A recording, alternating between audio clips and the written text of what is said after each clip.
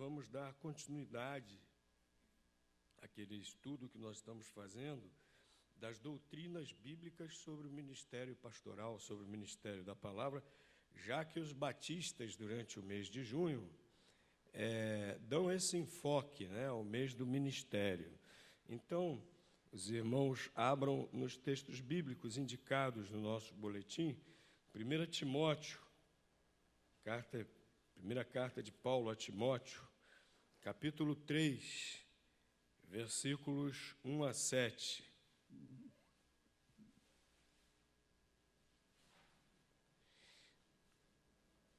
Esta é uma palavra fiel. Se alguém deseja o episcopado, excelente obra deseja.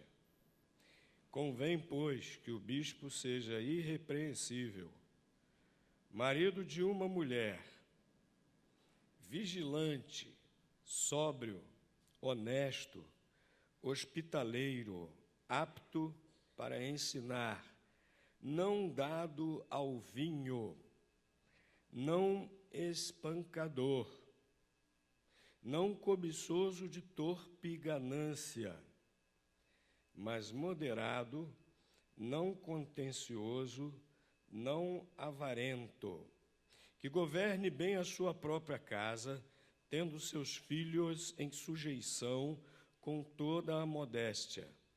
Porque se alguém não sabe governar a sua própria casa, terá cuidado da igreja de Deus, não neófito, para que, ensoberbecendo-se, não caia na condenação do diabo.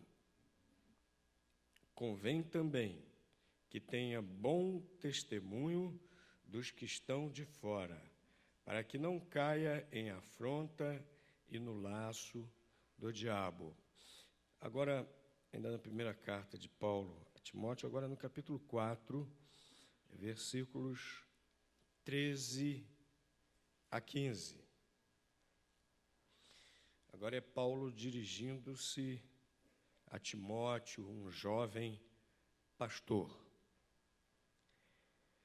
Persiste em ler, exortar e ensinar até que eu vá. Não desprezes o dom que há em ti, o qual te foi dado por profecia, com a imposição das mãos do presbitério. Medita estas coisas, ocupa-te nelas, para que o teu aproveitamento seja manifesto a todos. Podem sentar, irmãos. Há 2 semanas atrás, nós vimos a primeira mensagem dessa série, que o ministério pastoral é dom, é dádiva de Deus para as igrejas. Nós lemos lá em Efésios capítulo 4, que Jesus, retornando aos céus, deu dons, deu dádivas, e uma dessas dádivas à igreja foi o ministério pastoral. E nós vimos nesse mesmo texto qual era o objetivo. Era ajudar os crentes a amadurecerem, a crescerem, a se edificarem espiritualmente, para que toda a igreja também seja edificada e cresça como corpo de Cristo. Nós vimos, inclusive, que a promessa dessa dádiva para a igreja vinha desde o Antigo Testamento, né? E nós vimos também que o ministério pastoral envolve diferentes tarefas, né? Nós vimos, inclusive, que na Bíblia o pastor recebe, pelo menos, há alguns outros títulos também, mas os mais frequentes no Novo Testamento são bispo ou episcopo, que destaca a atividade do pastor em presidir, governar, liderar. Esse nome episcopo significa literalmente aquele que governa, aquele que supervisiona. Nós vimos também que um outro nome dado na Bíblia ao pastor é presbítero, que significa o quê? Ancião, para destacar essa outra atividade do pastor, essa outra característica dele ter a sabedoria, que naquela época era tão valorizada, a sabedoria do ancião. Sabedoria do ancião, inclusive, para aconselhar, ajudar as pessoas da igreja. E nós vimos também que o outro título que o pastor recebe é justamente pastor, o que cuida do rebanho, o que cuida das ovelhas, o que alimenta as ovelhas com o alimento que é a palavra de Deus, né? Hoje, nós vamos ver aqui na palavra de Deus algumas características do pastor. Nós vimos a função do pastor. Vamos ver algumas características pessoais que são necessárias a um pastor. É interessante que pode ser que alguém deseje o pastorado, mas o apóstolo Paulo deixa muito claro que se alguém deseja o pastorado, se alguém quer ser um pastor, é necessário que ele tenha determinadas características, sem as quais ele não poderá exercer o pastorado, sem as quais a igreja não poderá nem escolhê-lo, reconhecer o dom pastoral nele, se essas características estiverem ausentes. Então, a primeira coisa que a gente vê, logo esse primeiro texto que nós lemos, é que o ministério pastoral exige vida cristã à altura. Ministério pastoral exige vida cristã à altura. É isso que o apóstolo Paulo coloca aqui logo, capítulo 3 de 1 Timóteo, né, versículos 1 a 7. Primeira característica que a gente vê aqui, nessa vida cristã à altura, é a maturidade espiritual. No versículo 6, apóstolo Paulo diz, não o quê? Neófito. Quem é neófito não pode ser pastor. O que significa neófito? O que quer dizer neófito? Novo na fé, que ainda não cresceu, que ainda não amadureceu na fé. A palavra neófito significa literalmente plantinha nova, aquele brotinho da planta, novinho, que ainda, a planta que ainda não cresceu, que ainda não se desenvolveu, ainda é um brotinho, né? Então é o novo crente, é o crente que ainda não amadureceu. A Bíblia fala a Bíblia compara, né, como se o crente fosse como uma criancinha que agora vai se desenvolver. Apóstolo Paulo, inclusive, fala aos coríntios que deu o que para eles como alimento? Leite. O alimento apropriado para uma criança crescer, uma criança se desenvolver. E apóstolo Paulo estava dizendo que aos coríntios, eles eram novos convertidos, né? Quando Paulo escreveu aquela epístola, fazia no máximo 2 anos que aquela igreja se formara, e o apóstolo Paulo, eu dei leite para vocês, eu dei o alimento apropriado, da palavra de Deus para o crescimento de vocês, né? Então, o pastor não pode ser um neófito, não pode ser alguém que esteja começando ainda na fé cristã. Tem que ser alguém que já esteja amadurecido, que seja realmente que já tenha a experiência, a sabedoria de um presbítero, né, de um ancião, do ponto de vista espiritual, não é? Aqui em Efésios capítulo 4, é colocado como padrão da maturidade espiritual o próprio Senhor Jesus Cristo. Maturidade espiritual é quando a pessoa está cada vez mais semelhante a Jesus, está empenhado nessa busca de ser cada vez mais parecido com o Senhor Jesus. Esse é o padrão da maturidade espiritual. O pastor não pode ser um neófito, de maneira alguma.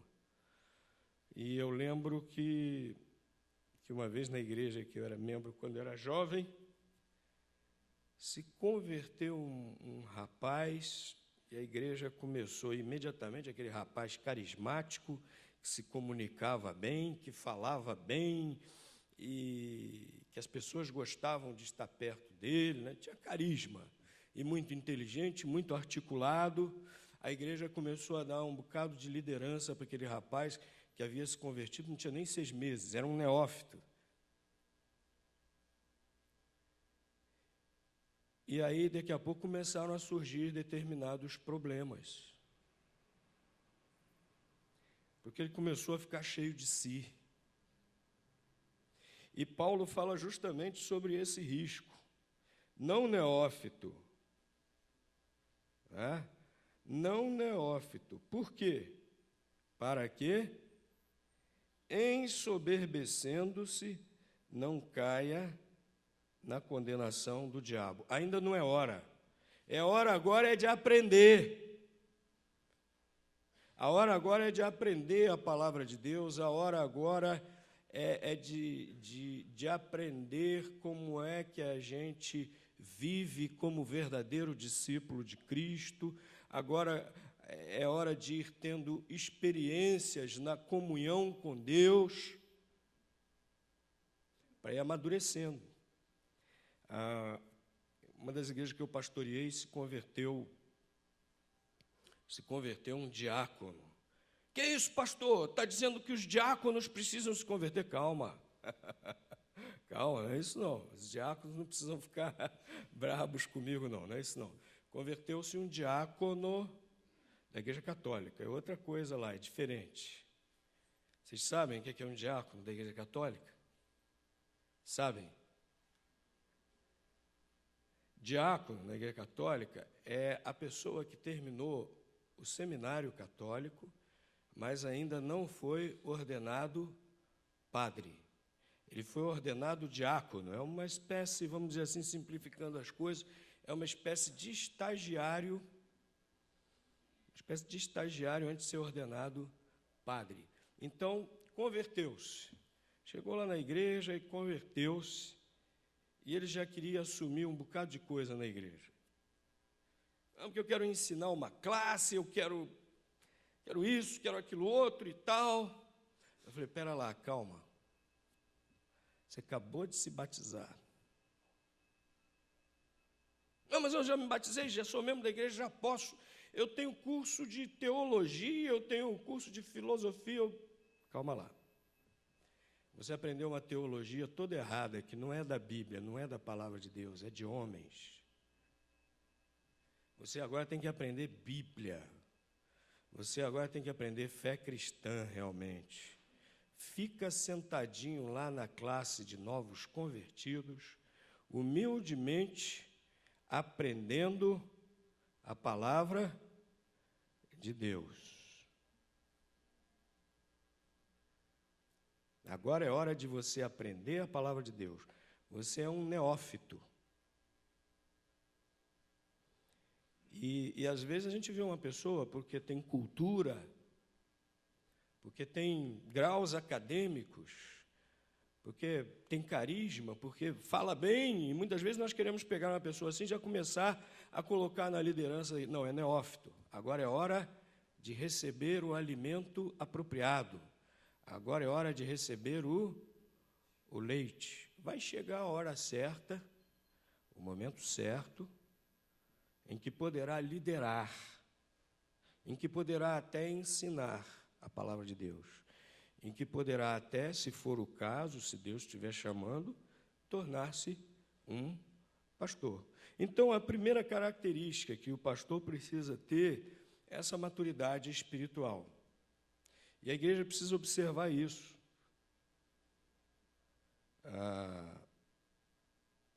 Não na hora de consagrar o ministério, mas já antes, quando a pessoa quer ir para o seminário, quando a pessoa quer fazer um curso teológico, quando a pessoa quer se preparar para o ministério, a igreja já tem que olhar. A igreja tem que ver se a pessoa realmente tem essa característica de maturidade espiritual. Observar aquela pessoa pelas suas atitudes, pelas suas palavras, principalmente pelas atitudes, né? E durante o seu preparo, a igreja ficar de olho também. E ajudar, a igreja ajudar também no que for preciso. Esse é o primeiro requisito pessoal para o pastorado. O apóstolo Paulo coloca maturidade. Agora, se a pessoa que aspira ao ministério precisa também ter vida espiritual à altura, outra coisa é ter as virtudes cristãs presentes em sua vida. E é interessante que essas virtudes que o apóstolo Paulo coloca aqui são justamente virtudes de uma pessoa que está buscando maturidade espiritual.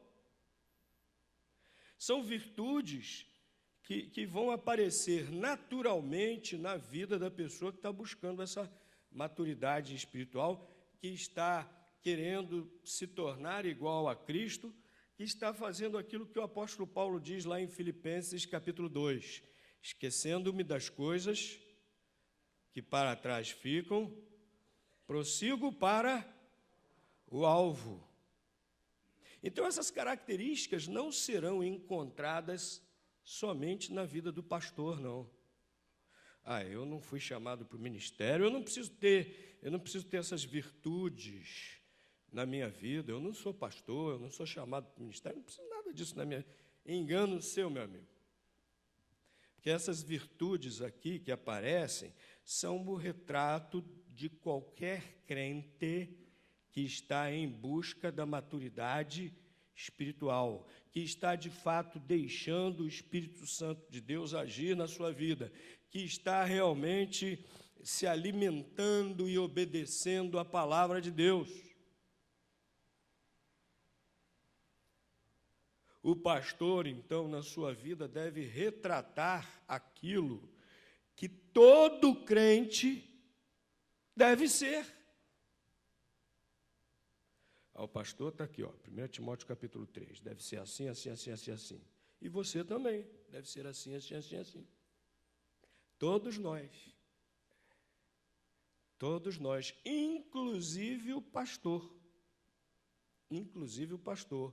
O pastor não pode ser aquele que diz assim, faz o que eu digo, mas não faça. Não, o pastor Paulo está deixando bem claro aqui. O pastor deve ser aquele que está em busca, está empenhado em praticar, em viver aquilo que ele está ensinando da palavra de Deus. É isso que o apóstolo Paulo está deixando claro aqui. Portanto, ele deve ter essas virtudes enumeradas aqui nesse texto, essas virtudes presentes em sua vida. E o versículo 2 aqui diz que ele seja irrepreensível. Ou seja, na sua maneira de viver, não deve existir nada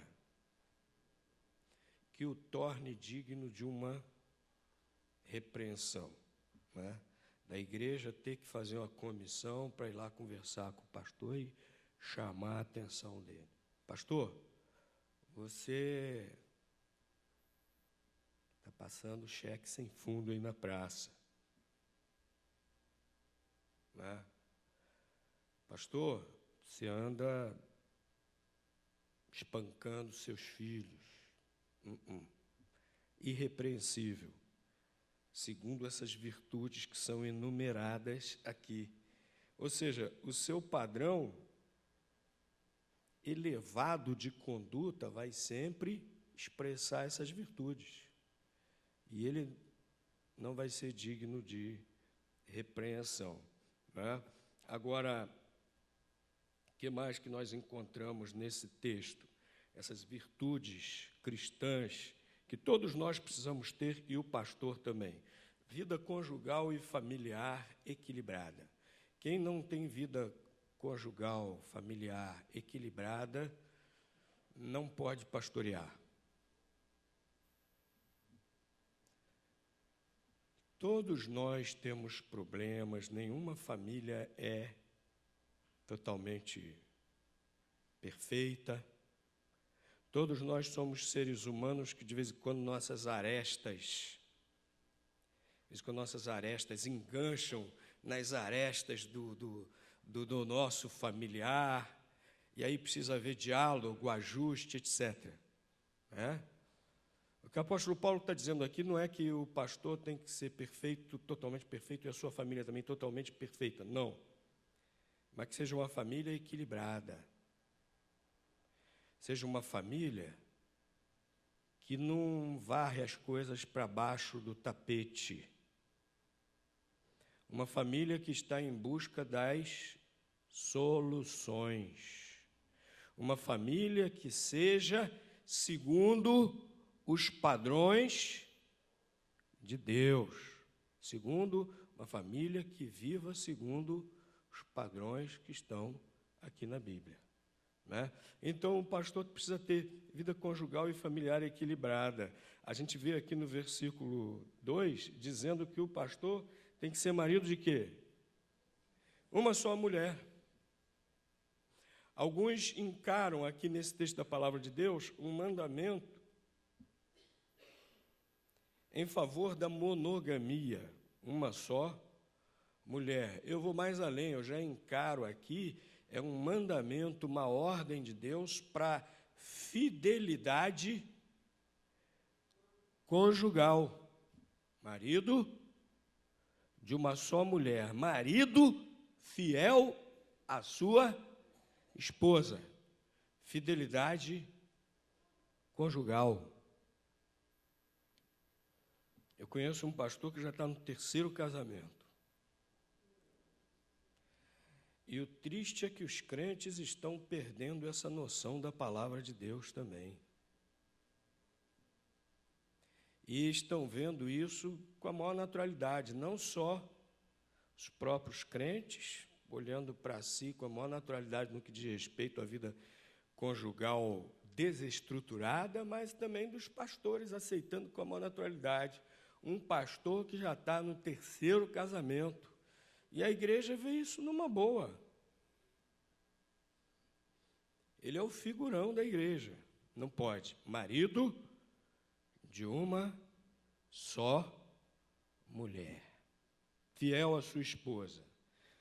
E diz mais, aqui no versículo 3, não espancador,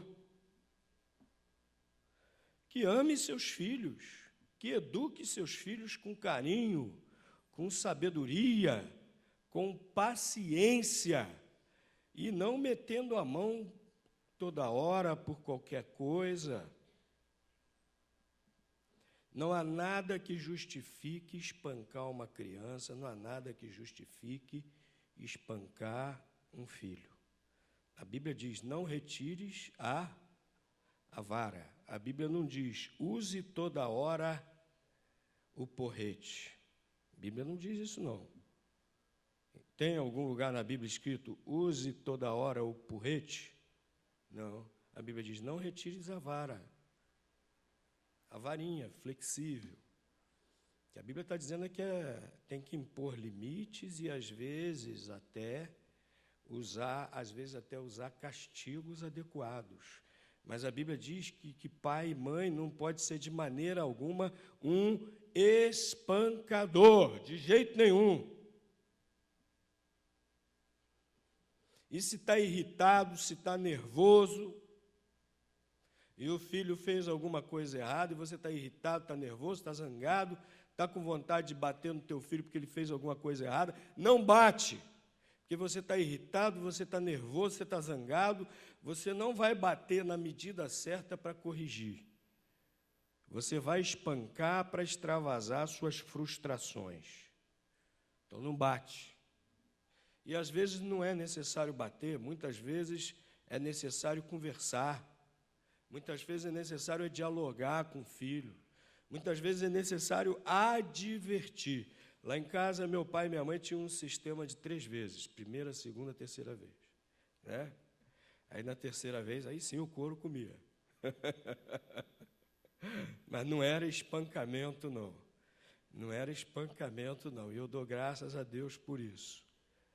E muitas vezes há outras coisas que funcionam. Botar de castigo.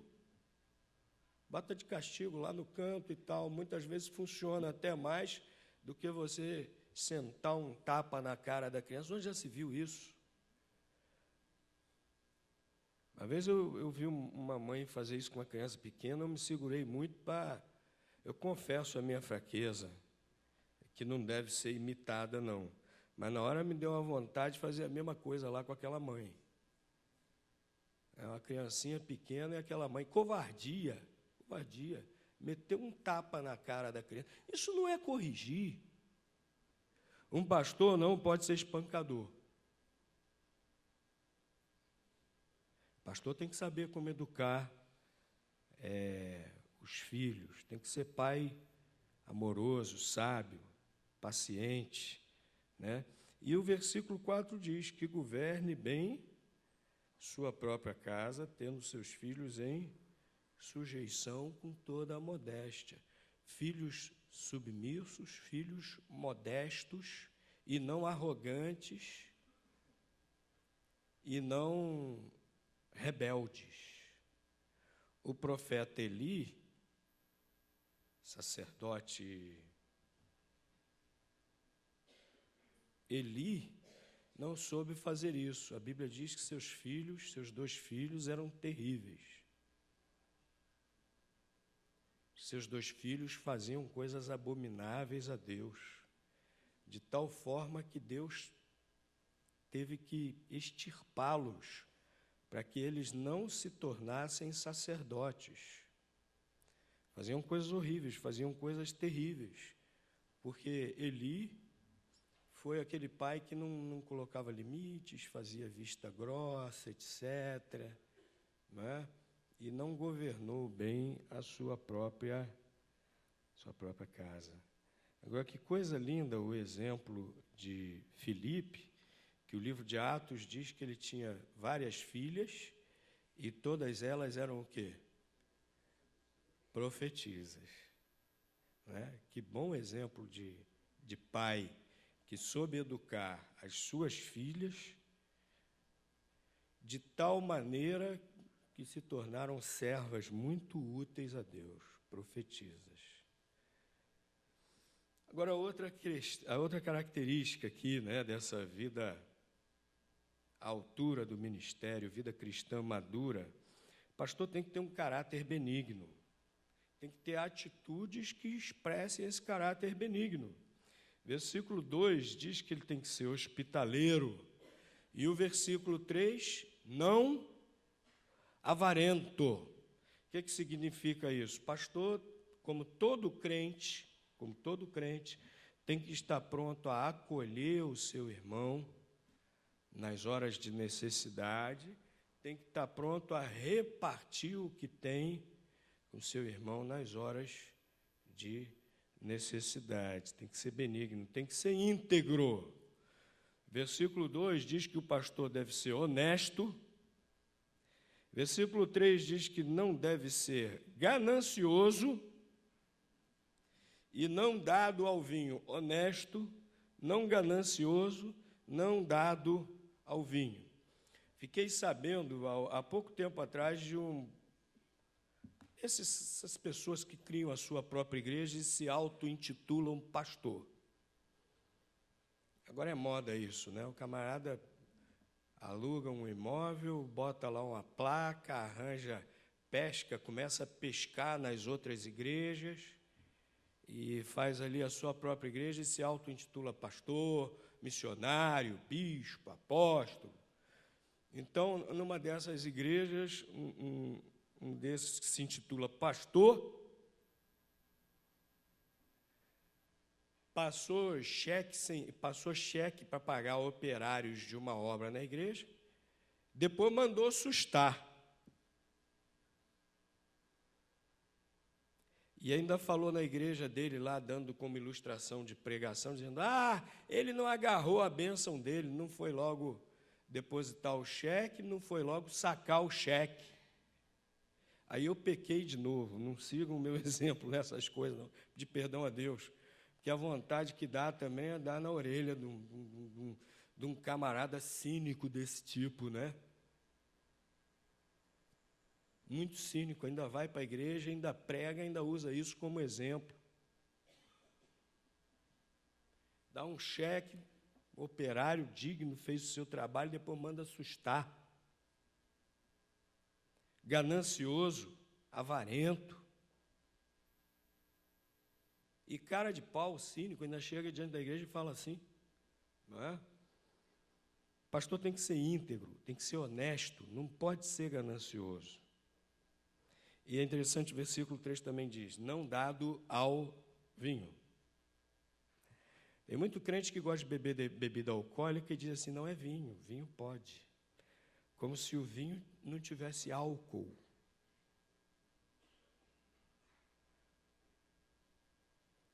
Meus irmãos, que constrangimento se eu pudesse abrir a geladeira de determinados irmãos, né?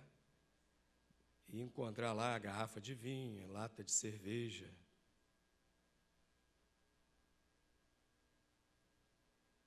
Ou entrar na cozinha de determinados irmãos e encontrar lá aquele móvelzinho que é a adega, que o vinho fica na posição certa, na temperatura certa e tal. Uma vez eu fui a uma determinada ocasião, tinha lá um pastor pregando sobre o texto que Jesus transformou água em vinho, e deu uma verdadeira aula sobre vinhos. Profundo conhecedor. Eu fiquei pensando, esse aí é chegado. Esse aí gosta, esse é chegado. Esse gosta de um mé. Deu uma aula. Aí só porque vinho acha que está liberado, tudo bem, não, vinho está na Bíblia e tal, bababá, tê. Olha, não dado ao vinho, abstêmio. A Bíblia enaltece os abstêmios, como, por exemplo, o exemplo, olha que coisa horrível, uma Estela, me desculpe. Como, por exemplo, Daniel. Como, por exemplo, Daniel e outros. E a Bíblia colocava todas as pessoas que serviam a Deus ou que queriam se consagrar ao serviço de Deus, tinham que ser completamente abstêmios. Quem quer se consagrar a Deus tem que ficar longe do álcool. Inclusive, lá em Efésios 5, como em todo o Velho Testamento, toda a Bíblia, coloca-se uma contradição entre a bebida alcoólica e ser cheio do Espírito Santo. E era uma simbologia muito presente no Antigo Testamento e que agora revalidada no Novo Testamento, lá em Efésios 5. Né? Não vos embriagueis com vinho em que há devassidão, mas enchei-vos do Espírito. E outra característica, portanto, da integridade do pastor é que não pode ser dado ao vinho. Por quê? Porque os crentes também não podem ser dados ao vinho. Pastor, mas Paulo, aqui nessa epístola mesmo, diz que Timóteo não bebesse água só, mas que misturasse um pouco de vinho. Continua lendo o texto. O que está escrito lá? No mesmo texto. Por causa das tuas constantes enfermidades. E não era vinho puro. Era como remédio misturado num pouco d'água. Né? Os gregos, isso é fartamente documentado. Os gregos pagãos não bebiam vinho puro. eles pegavam 4 partes de água e uma de vinho, misturavam, justamente porque eles diziam, faz mal e prejudica a sabedoria. E triste que crente que quer beber nem mistura com água, né? Bebe puro mesmo. Né? Não dado ao vinho.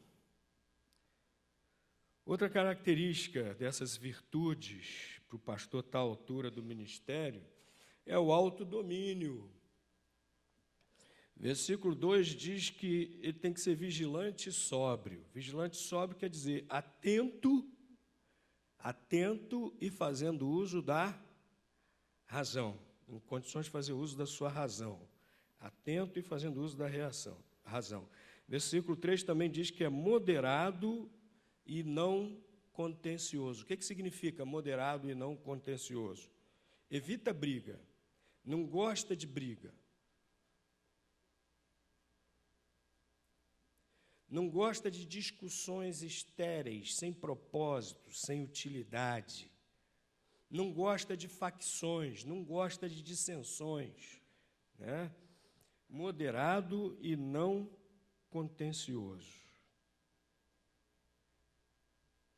Lá em Efésios 4:31, vale a pena a gente ler esse texto também. Abram suas Bíblias aí, por favor. Efésios, capítulo 4, versículo 31. Vejam o que diz aí, ó. Toda amargura e ira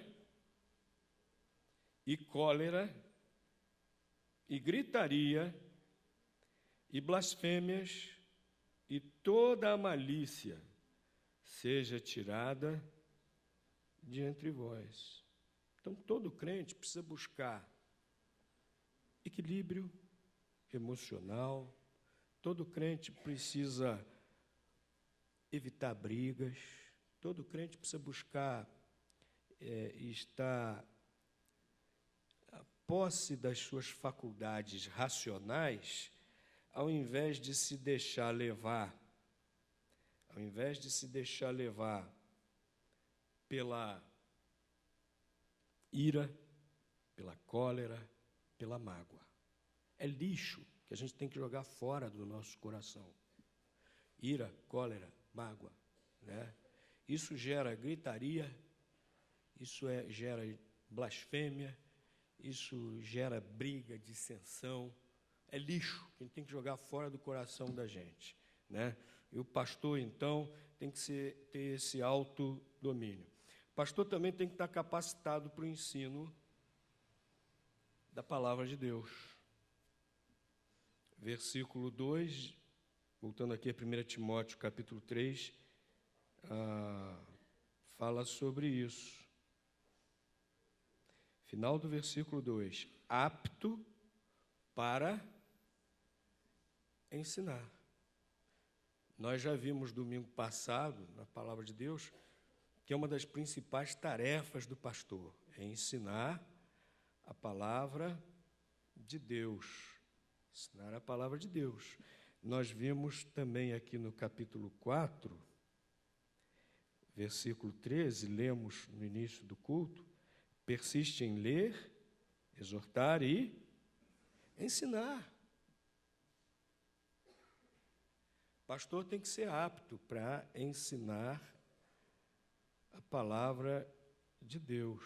Ele precisa ter a capacitação de Deus e ele também precisa se preparar para isso, se aperfeiçoar no ensino da palavra de Deus. Existem outros mestres também da palavra de Deus na igreja. A Bíblia também diz que esse dom de mestre da palavra de Deus também é dado a outros crentes. Agora, esses outros crentes são auxiliares do pastor. E eles vão ensinar sob a supervisão do pastor. O pastor não é o episcopo, aquele que governa, aquele que supervisiona. Os outros mestres na igreja atuam sob a supervisão do pastor. Né? Vejam 2 Timóteo, capítulo 2, versículo 2.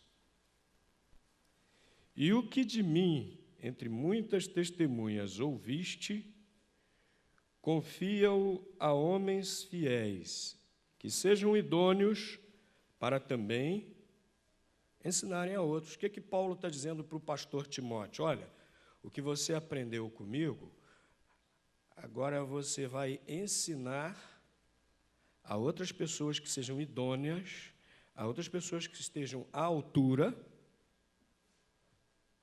Você vai ensinar para outros crentes que estejam à altura, para que esses crentes, o que aprenderem com você, também ensinem aos outros crentes. Outros mestres na igreja, outras pessoas com esse dom, que vão ajudar o pastor e que vão trabalhar sob a supervisão dele. Agora, essas pessoas que vão ensinar na igreja, em primeiro lugar, devem possuir o dom. Nós já vimos lá em Romanos capítulo 12, até lição da escola dominical recentemente. Romanos capítulo 12, 1 Coríntios capítulo 14, 12, falam sobre esse dom de mestre. Em primeiro lugar, tem que ter o dom mesmo dado pelo Espírito Santo de Deus.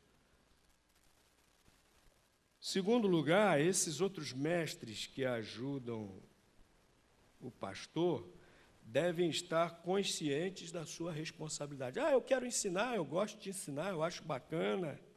Olha, ensinar a palavra de Deus numa igreja é uma grande responsabilidade. Não é oportunidade para realização pessoal, não. Eu vou ensinar lá na igreja uma classe porque eu gosto muito.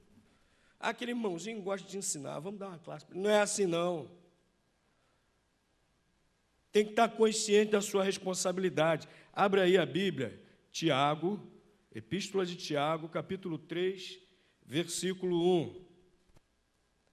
Meus irmãos, muitos de vós não sejam mestres, sabendo que receberemos o quê? Mais duro juízo. Está muito claro na palavra de Deus que o mestre, quem ensina a palavra de Deus numa igreja, tem uma responsabilidade dobrada diante de Deus. Então, aquele que é mestre da palavra de Deus numa igreja precisa estar consciente disso, dessas três coisas. Primeiro, tem que ter um dom que Deus deu, dom espiritual. Segundo, precisa estar trabalhando, ajudando o pastor nesse aspecto. Terceiro, precisa estar assim, muito consciente da sua responsabilidade. Às vezes a gente encontra pessoas ensinando nas igrejas que acham que sabe tudo. Eu já li todos os livros de John Stott, eu já li todos os livros de Billy Graham, já li todos os livros de Francis Schaeffer, já li a Bíblia não sei quantas vezes. Já sei tudo da palavra de Deus, já sei tudo da... Ninguém precisa me ensinar nada, não. Eu conheci um crente que uma vez o pastor foi exercer a sua função de presbítero, de ancião com esse crente respondeu para o pastor o seguinte: pastor, eu também sei ler e eu também tenho uma Bíblia. O que é isso? Arrogância, né? Arrogância. E aquele pastor falou: então tá bom. Então tá bom, fica você entregue a si mesmo e vamos ver no que vai dar. Não, mas eu já tenho aqui um monte de Bíblia comentada, tenho Bíblia Scofield, tenho Bíblia Shed, tenho Bíblia não sei o quê, já li livros tais e tais, tenho comentário tal e tal. Não preciso aprender mais nada da palavra de Deus, não preciso aprender mais nada com o pastor. E muitas vezes está lá ensinando os irmãos, e às vezes até começa a bater de frente com o pastor. Não é assim, não. Todos nós precisamos estar humildemente, aprendendo com a palavra de Deus. Agora, terminando, irmãos, vamos ver um pouquinho essa questão de que o pastor, para tal altura do ministério, também precisa ter um dom dado pelo Espírito Santo. A capacitação para pastorear vem do Espírito Santo de Deus, é um dom espiritual também. Vejam aí, 2 Timóteo, capítulo 4, versículos 13 a 15. Estou falando errado. 1 Timóteo, capítulo 4, versículos 13 a 15. Vamos reler esse texto. Olha aí o versículo 14. Não desprezes o dom que há em ti, o qual te foi dado por profecia, com a imposição das mãos do presbitério. Nós já vimos que no Novo Testamento existem duas palavras do grego que são traduzidas como dom. Uma é dorian, irmão Dorian ficou contente de saber esse significado, significa dádiva. E a outra palavrinha do grego, que a gente traduz para o português também como dom, é carismata, que significa o quê? Algo que Deus nos dota, uma capacitação que Deus nos dá para servi-lo. Aqui aparece a palavra carismata. Dom, aqui, é no sentido justamente de capacitação dada por Deus, pelo Espírito Santo de Deus, para o pastor poder exercer o pastorado. Não por virtude, não por capacidade humana, mas por capacidade dada por Deus, né? Não despreze o dom, não despreze a capacitação que há em ti, o qual foi dado por profecia. O que significa isso? Alguém chegou para mim algum dia, botou a mão na minha cabeça, assim, deu um trimelique, assim, mudou de voz, meu servo Dalton. Eu te digo, eu profetizo agora que você é um pastor, você é escolhido, você vai ser pastor. Isso nunca aconteceu comigo, não. Sabe como é que foi que aconteceu? Foi ouvindo a pregação da palavra de Deus, que eu senti no coração o chamado de Deus para o pastorado.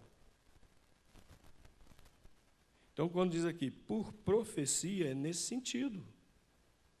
É pela pregação da palavra, alguém pregando a palavra, ensinando a palavra. Então, Deus despertou, por meio da profecia, por meio da pregação da palavra, Deus despertou isso no coração de Timóteo, Deus desperta isso no coração do vocacionado, para que ele deseje se tornar um episcopo, como diz aqui no capítulo 3, versículo 1, né? Por profecia e com a imposição de mãos do presbitério. Quantos já vieram aqui na nossa igreja, em outra igreja qualquer, no dia de exame e consagração de um candidato ao ministério da palavra? Quantos já viram isso? Levanta a mão. Quase todo mundo, né? E aí o que acontece no final? O presbitério presente, ou seja, os pastores presentes, oram impondo as mãos sobre aquele candidato que foi examinado e que a igreja concordou que deve ser um pastor. O que significa aquela imposição de mãos? Agora os pastores estão transmitindo o dom, a capacitação de Deus para aquela pessoa. É isso que representa? Não. Aquela imposição de mãos representa justamente que aquela pessoa já tem o dom, já recebeu de Deus. Aquela imposição de mãos representa, né, que aqueles pastores ali presentes reconhecem que aquele crente ali recebeu de Deus o dom, a capacitação do Espírito Santo para exercerem o ministério pastoral, exercerem o ministério da palavra de Deus. É isso que Paulo está dizendo aqui. Também em 2 Timóteo, capítulo 1, versículo 6, apóstolo Paulo também cita novamente esse dom do Espírito Santo, o dom que é a capacitação para exercer o ministério. Por cujo motivo te lembre que despertes o dom de Deus que existe em ti, pela imposição das minhas mãos. A mesma coisa, né? Impor as mãos reconhecendo que aquela pessoa tem o dom pastoral. Paulo falando para Timóteo, desperta esse dom. Timóteo estava meio negligente. A palavra aqui do grego despertar é avivar uma brasa. Aquela brasinha que está quase apagando, que você sopra para tirar a cinza de cima da brasa, para ela oxigenar e avivar de novo. Despertes o dom que há em ti. Olha, não deixa adormecer esse dom pastoral, não, Timóteo. Faz uso. Você é pastor. Faz uso. Continua usando o dom pastoral como para estar à altura do ministério. A pessoa precisa ter recebido de Deus esse dom pastoral. E precisa também de preparo pessoal. O texto que nós lemos aqui de 1 Timóteo, capítulo 4, versículo 13, olha o que Paulo exorta o jovem pastor Timóteo a persistir. Ler, exortar e ensinar. Olha, ele exorta para exortar e ensinar, mas em primeiro lugar ele está mandando o quê? Ler. Tem que estudar, tem que estar preparado. Tem que ler a palavra de Deus, tem que ler bons livros. Tem que estar preparado, tem que estar à altura, precisa estudar, precisa ler, precisa meditar na palavra de Deus, precisa meditar no ensino recebido. Olha aí o versículo 15. Medita estas coisas, ocupa-te nelas, para que o teu aproveitamento seja manifesto a todos. Então, quem é vocacionado para o ministério precisa se preparar. E durante toda a vida precisa também estar se preparando. Pela leitura, pela meditação. Tem que aprender a usar bem as Escrituras. Olha aqui, 2 Timóteo, capítulo 2, versículo 15. Procura apresentar-te a Deus, o quê? Aprovado. Tem que ter a aprovação de Deus. Como? Como obreiro que não tem de se envergonhar. Já vimos essas virtudes que o pastor precisa ter. E que mais? Que maneja bem a palavra da verdade. Precisa aprender a usar bem as Escrituras para o ensino, para a pregação do Evangelho, né? Precisa desenvolver cultura geral. Vejam que Paulo desenvolveu uma grande cultura e isso era útil para ele pregar o Evangelho em qualquer circunstância. Por exemplo, lá em Atenas, Paulo citou poetas gregos, citou filósofos gregos. A cultura de Paulo era notória. Diante lá do procurador romano, quando ele começou a falar da ressurreição em Cristo, o que aquele procurador romano disse para ele? Paulo, as muitas letras te fazem delirar. Todo mundo sabia que Paulo era muito estudioso, tinha uma cultura enorme. Quando ele começou a falar da ressurreição, aí aquele cara falou, que isso? Mortos ressuscitarem? Ô Paulo, você está viajando, você estudou demais e está meio doidão por ter estudado demais. A cultura, ninguém fica meio doidão por estudar demais, isso é conversa, né? Mas a cultura de Paulo, o conhecimento dele era notório.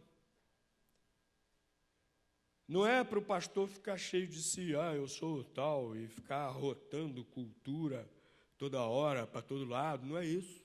Mas que vai ajudá-lo muito na pregação e no ensino da palavra de Deus, até mesmo para saber discernir as circunstâncias dos tempos atuais e aplicar bem a palavra de Deus a essas coisas, ao contexto, às circunstâncias atuais. Seminários existem para ajudar nesse sentido, do preparo vocacionado.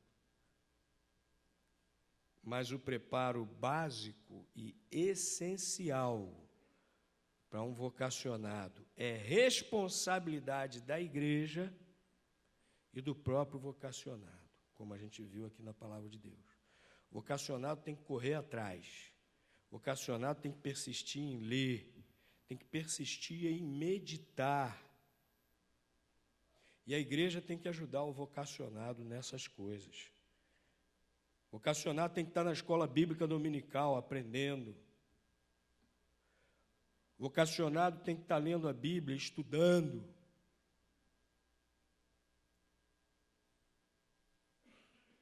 O vocacionado precisa estar lendo bons livros. A maior parte da responsabilidade do preparo recai sobre o próprio vocacionado, que tem, como se diz na gíria, correr atrás. E sobre a igreja, que precisa estar ajudando o vocacionado no seu preparo. Seminário é importante? É. Mas sem essas outras coisas, um curso no seminário não vai adiantar nada. E na hora de recomendar um vocacionado para o preparo teológico num seminário, temos que avaliar muito bem que seminário que vamos enviá-lo, né? Bom, vamos parar por aqui hoje, que a gente tem que fazer uma assembleiazinha extraordinária rapidamente, um assunto só. E domingo que vem a gente encerra esse